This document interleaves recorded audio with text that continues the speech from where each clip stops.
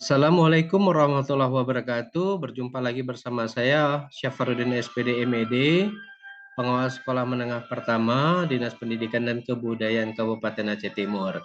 Kali ini kita akan membahas mengenai guru. Mari kita menulis penelitian tindakan kelas atau PTK.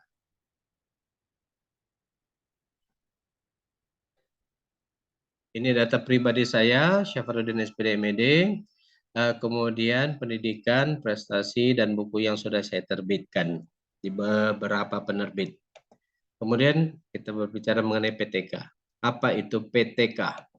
PTK yakni berupa penelitian tindakan untuk memperbaiki mutu praktik pembelajaran di kelas sehingga berfokus pada kegiatan belajar mengajar yang terjadi di dalam kelas. Kemudian PTK juga tindakan nyata yang diyakini lebih baik dari yang biasa dilakukan oleh guru. Kemudian PTK harus dikuasai oleh guru, kepala sekolah, dan pengawas sekolah. Adapun untuk guru, pelaksanaan langsung berdasarkan masalah yang ada atau yang terjadi di dalam kelasnya yang dilaksanakan dalam keseharian ketika guru atau bapak ibu guru mengajar. Lanjut, mengapa PTK paling tepat dikuasai oleh guru untuk perbaikan mutu pembelajaran di kelas? Yang pertama, masalah diangkat langsung dari masalah yang dihadapi oleh guru. Kemudian yang masalah yang diteliti merupakan masalah yang paling merisaukan. Yang ketiga, dalam melaksanakan PTK, guru tidak perlu meninggalkan kelas. Yang keempat, merupakan metode yang diterapkan sebagai upaya memperbaiki KBM. Yang kelima, tidak mengganggu kegiatan kurikulum. Yang keenam, dapat dirasakan secara langsung oleh peserta didik dan guru. Kemudian yang ketujuh, membanggakan guru karena mendapatkan metode baru yang lebih efektif dan inovatif. Kemudian sasaran PTK yakni peserta didik, guru dalam penggunaan metode, strategi pendekatan media dan alat peraga. Kemudian ada materinya, peralatan dan sarana pendidikan, ada hasil pembelajaran, lingkungan, kemudian pengelolaan. Permasalahan PTK yakni satu, masalah belajar peserta didik di sekolah. Yang kedua, pengembangan profesionalisme guru dalam rangka peningkatan mutu, perencanaan, pelaksanaan, serta evaluasi program dan hasil belajar. Yang ketiga ada pengelolaan dan pengendalian. Yang keempat ada desain dan strategi pembelajaran di dalam kelas. Yang kelima ada penanaman dan pengembangan sikap serta nilai-nilai pola pikir ilmiah peserta didik. Yang keenam ada alat bantu, media, sumber belajar, penggunaan media perpustakaan, sumber belajar di luar kelas. Kemudian yang ketujuh ada evaluasi proses dan hasil belajar. Yang kedelapan ada masalah implementasi kurikulum. Dan yang kesembilan ada penerapan teori dan ragam teknik pembelajaran. Adapun tujuan PTK yakni memecahkan permasalahan nyata di kelas sekaligus mencari jawaban mengapa hal itu dapat dipecahkan melalui tindakan yang dilakukan. Kemudian meningkatkan kegiatan nyata guru dalam pengembangan profesinya. Selanjutnya ada memperbaiki atau meningkatkan kualitas proses pembelajaran yang ada di dalam kelas. Output PTK yakni peningkatan atau perbaikan kinerja peserta didik di sekolah, mutu proses pembelajaran di dalam kelas, ya. Intinya di dalam kelas terlebih dahulu ya Bapak dan Ibu ya. Kemudian baru nanti di sekolah. Kemudian kualitas penggunaan media, alat bantu belajar dan sumber belajar. Kemudian ada prosedur dan alat evaluasi yang digunakan untuk mengukur proses dan hasil belajar peserta didik. Setelah itu ada perbaikan masalah-masalah pendidikan yang ada di sekolah, terutama khususnya ya di kelas masing-masing. Kemudian ada kualitas dalam penerapan kurikulum dan pengembangan kompetensi peserta didik di sekolah. Penting diperhatikan bahwa tindakan hendaknya konsisten dengan rancangan yang telah dibuat. Yang harus diulang dari siklus ke siklus itu adalah metode pembelajarannya. Kemudian salah dan tidak boleh kalau pada siklus 1 dan kedua metodenya berubah-ubah. Yang berubah itu materi dan atau bahan ajarnya. PTK harus melampirkan data dan dokumen karena apa? Untuk meyakinkan bahwa PTK yang Bapak Ibu sudah laksanakan adalah asli dan bermanfaat nanti bagi Bapak Ibu guru lainnya. Kemudian bolehkah tanpa kolaborasi? Boleh saja, namun ingat bahwa ketika kita menilai diri kita, pasti kita menilainya secara subjektif. Yep. Jadi pengamatan ketika Bapak Ibu melakukannya sendiri harus dinilai secara objektif. Ya, topik lain yang bisa Bapak Ibu lakukan yakni metode, media, alat peraga, praktek di laboratorium, praktek mengajar di lapangan, mata pelajaran olahraga, dan bisa juga dilakukan oleh mata pelajaran lainnya. Sistematika PTK yang pertama yang kita lihat adalah judul, kemudian ada 5 bab. Yang pertama bab 1 pendahuluan, bab 2 kajian teori dan kajian pustaka, bab 3 ada metodologi penelitian, bab 4 ada hasil penelitian dan pembahasan, bab 5 ada penutup. Dari bab 1 sampai bab 5 ini harus terdapat benang merahnya. Contoh, di bab 1 kita menerapkan model pembelajaran role play. Bab 2 juga harus tertulis ada role play. Bab 3 metodologi untuk menerapkan role play, kemudian hasil penelitian dari penerapan role play, kemudian bab 5 penutup hasil yang diperoleh dari penerapan role play. Jadi intinya harus ada benang merahnya. Setelah itu cover yang bisa kita buat, contohnya ada laporan penelitian tindakan kelas, judulnya, ada nama guru, NIP, kalau tidak ada NIP dikosongkan saja, asal unit kerja, alamat unit kerja, tahun pembuatan laporan. Kemudian di bagian awal ada halaman judul, halaman persetujuan, surat pernyataan, kata pengantar, kemudian ada abstrak, daftar isi, tabel, gambar, dan lampiran. Ini semuanya harus lengkap. Di bab 1 itu ada latar belakang. Kita harus menuliskan harapan tujuan pendidikan yang didukung oleh sumber atau reference ahli ya, dari buku atau artikel, kemudian bisa juga diambil dari undang-undang atau peraturan pemerintah atau peraturan menteri. Kemudian ada permasalahan nyata di sekolah, kemudian data awalnya diperoleh dari yang sudah kita lakukan.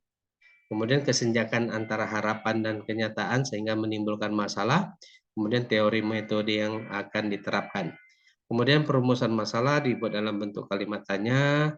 Contohnya apakah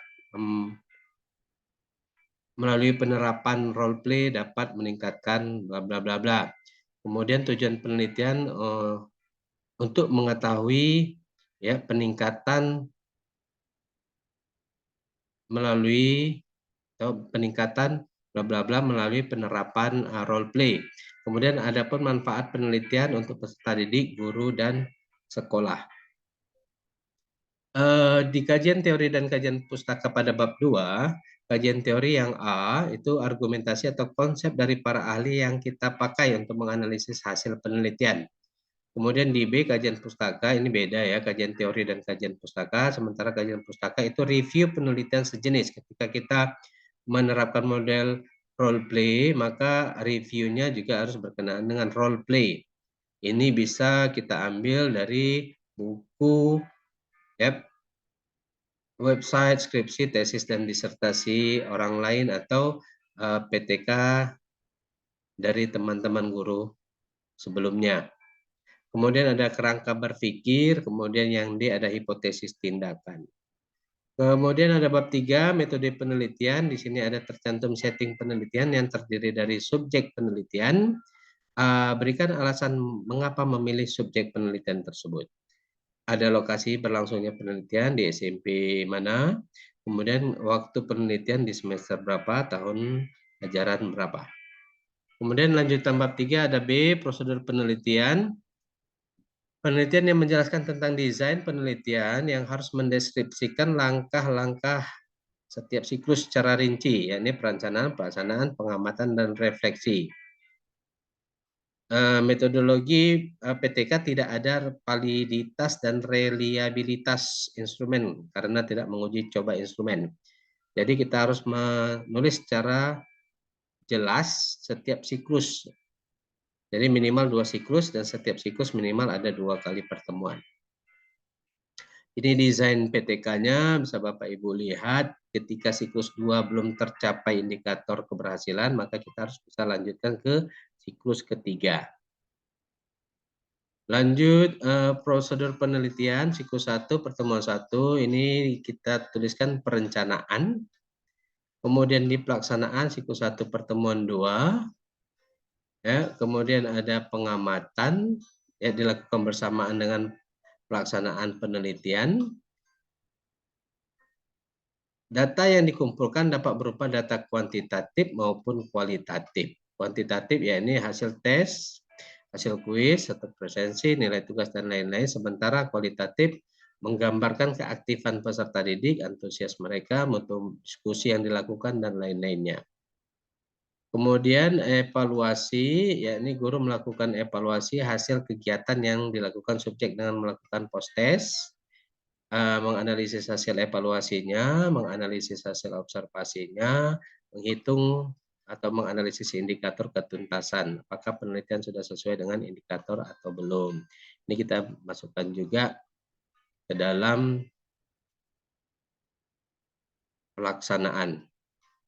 Kemudian direfleksi upaya perbaikan kinerja guru, upaya peningkatan partisipasi, subjek penelitian, atau tuliskan hal-hal yang memang ditemukan selama penelitian berlangsung dan itu perlu perbaiki atau diperbaiki untuk siklus kedua. Ingat, lanjutkan ke siklus 1 pertemuan kedua dan siklus 2 pertemuan 1 dan 2 dengan prosedur sama, tetapi isinya bisa berbeda sesuai dengan tema dan desainnya termasuk mengacu pada RPP. Lanjutkan siklus 1 pertemuan 2, proses sama dengan siklus 1 pertemuan 1 dan 2, mulai dari perencanaan, pelaksanaan, observasi, evaluasi, dan refleksi. Tentu saja pada siklus 1 pertemuan 2 ini isinya tidak sama persis dengan siklus 1 pertemuan 1 karena tidak masuk akal. Apa yang dilakukan di siklus 1 pertemuan 1 dengan siklus 1 pertemuan 2 tentunya materinya berbeda ya, meski langkah dan metode atau strateginya sama. Setelah itu lanjutan bab 3 ada indikator keberhasilan tindakan, teknik pengumpulan data, serta teknik analisis datanya. Bab 4 ada hasil penelitian dan pembahasan di A, deskripsi kondisi awal. Jadi kita menceritakan kondisi awal sebelum diterapkannya model yang kita terapkan di PTK ini. Kemudian deskripsi hasil siklus 1, siklus 2, dan siklus 3. Tampilkan hasil yang sudah diolah baik berupa tabel atau bagan sesuai kebutuhan.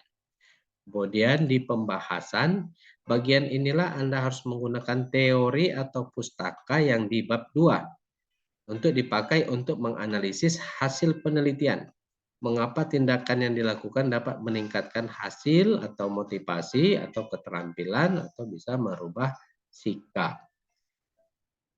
Selanjutnya di bab 4 ya, ingat lagi rancangan yang ada di dalam bab 3 dijelaskan secara rinci sesuai dengan yang dilaksanakan ketika action. Itu ada terdiri dari perencanaan, pelaksanaan, observasi, evaluasi, kemudian ada refleksi. Hasil PTK, ingat Bapak dan Ibu, dan pembahasannya biasanya ada di bab 4, tidak sekadar ditampilkan hasil melalui tabel, tapi harus dianalisis, harus penelitian, hasil penelitian per siklus dibahas menggunakan teori yang ditulis di bab 2. Jika foto dimasukkan dalam bab 4, maka harus dibahas sesuai konteks dalam foto. Tapi Bapak Ibu juga bisa meletakkan foto di lampiran. Contoh judul yang bisa kita pakai, upaya meningkatkan kemampuan berbicara bahasa Inggris, materi naratif teks melalui penerapan model role play. Ada peserta didik kelas 92 SMP Negeri 1 Rantau Selamat semester 1 tahun ajaran 2021-2022. Kemudian di dalam pembahasan hasil tindakan, ini kita jangan lupa meletakkan bagan atau bar chart ya, chart baik dalam bentuk batang ataupun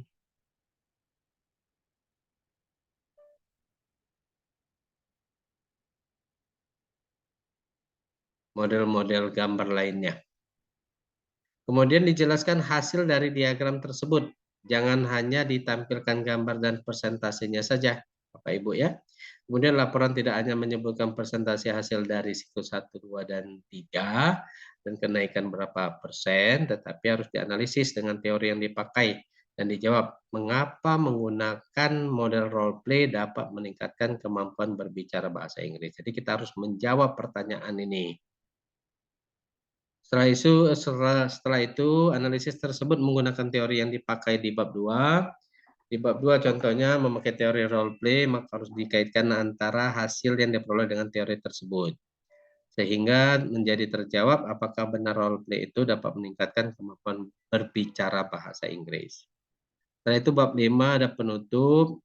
Melalui penerapan role play di dalam simpulan dapat meningkatkan kemampuan berbicara bahasa Inggris pada peserta didik SMP Negeri 1 Rantau Selamat.